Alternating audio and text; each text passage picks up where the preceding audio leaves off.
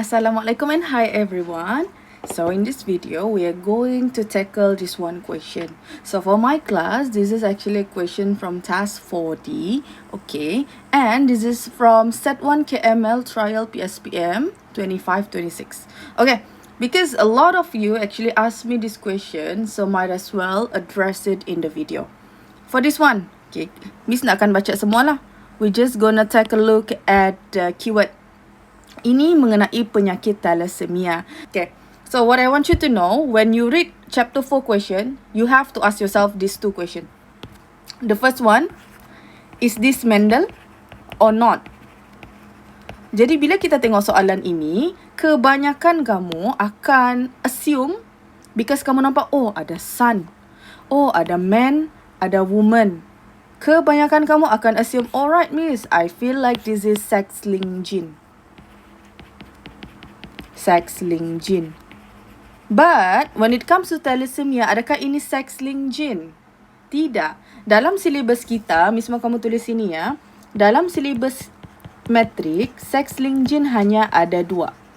Yang pertama adalah hemofilia. Kedua adalah colorblind. So bila kamu nampak soalan keluarkan kedua penyakit ini, confirm sex-linked gene. Tapi let's say soalan mau keluarkan okay thalassemia. Selagi mana soalan tidak cakap this is sex-linked gene inheritance, you cannot assume otherwise.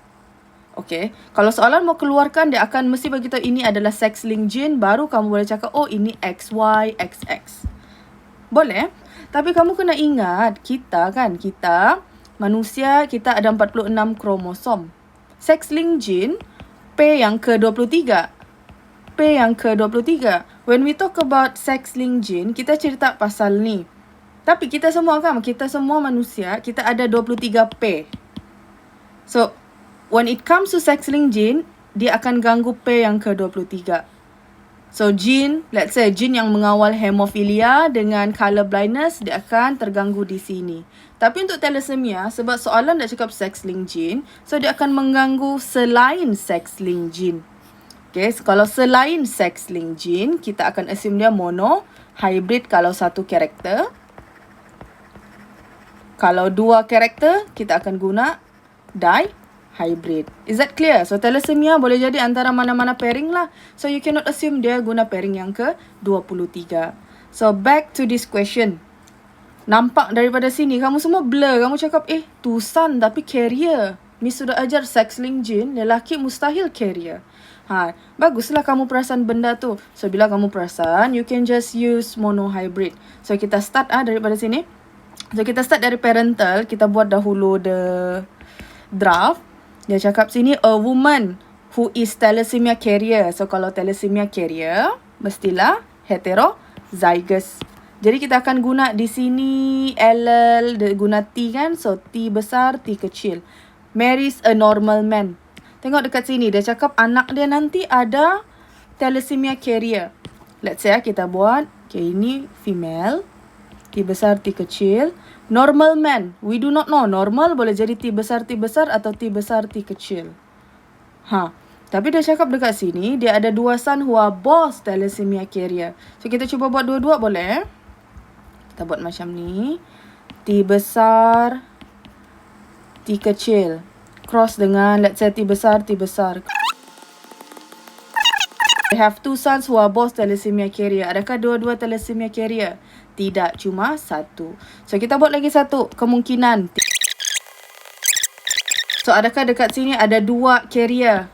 Yes, ada dua carrier. That's how we know, okay, the normal man has T besar, T kecil, which is heterozygous. Boleh. If the son marries a normal woman, so maksudnya ini, yang carrier ni, dia kahwin dengan normal woman, whose mother has a thalassemia and father has one thalassemia allele, what is the probability? Pening kan soalan. That's why kita kena rungkaikan soalan ini. So, untuk ni, ini son dia. This is the son. F1 kan?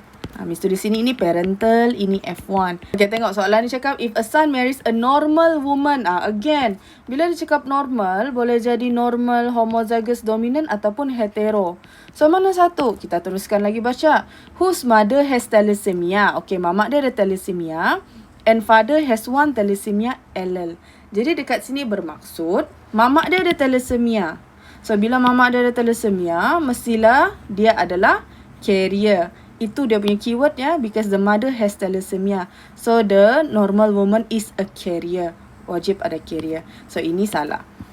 Jadi, so kita start dari parental atau F1. Soalan tanya the son kan. So kena start dari F1. So kita start dengan F1, phenotype. Kita tahu the son is normal. So kamu cakap normal, thalassemia, carrier, male. Cross dengan, ini pun sama juga, carrier. So normal, thalassemia, carrier, female. So kita akan buat pula F1 genotype.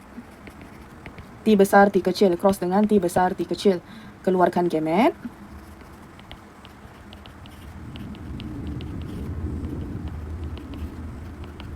Soalan ada cakap guna Punnett square ke guys? Tiada. So tidak boleh guna Punnett square. Salah kalau guna Punnett square. So for this one, kita akan buat F2 genotype. T besar, T besar.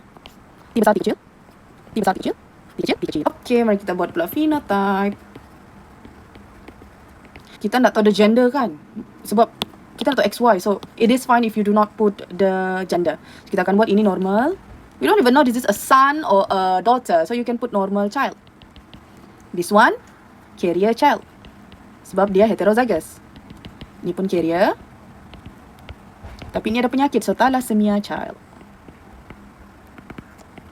Okay, boleh? Tapi jangan lupa buat ratio. F2, genotypic ratio. Ini kamu boleh cepatkan kalau terlampau lambat. So, dekat sini 1 T besar, T besar. Sebab ini sama kan? So, kita boleh 1 kepada 2 T besar, T kecil kepada 1 T kecil, T kecil. Now, let's do the phenotypic ratio. Kita nampak dekat sini ada 1 normal child. So, 1 normal child.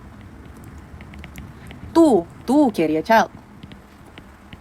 And 2, 1 thalassemia child.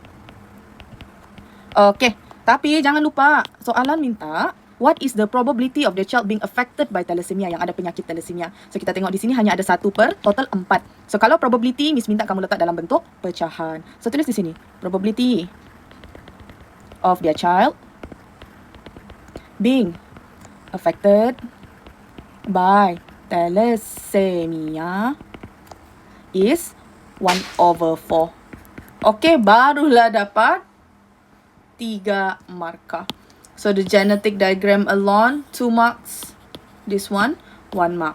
Boleh. So I hope this helps for this question sebab ramai sangat yang tanya. If it's unclear, you can rewind or you can directly ask me. Okay, that's all for this video. Thank you and I'll see you on the next one.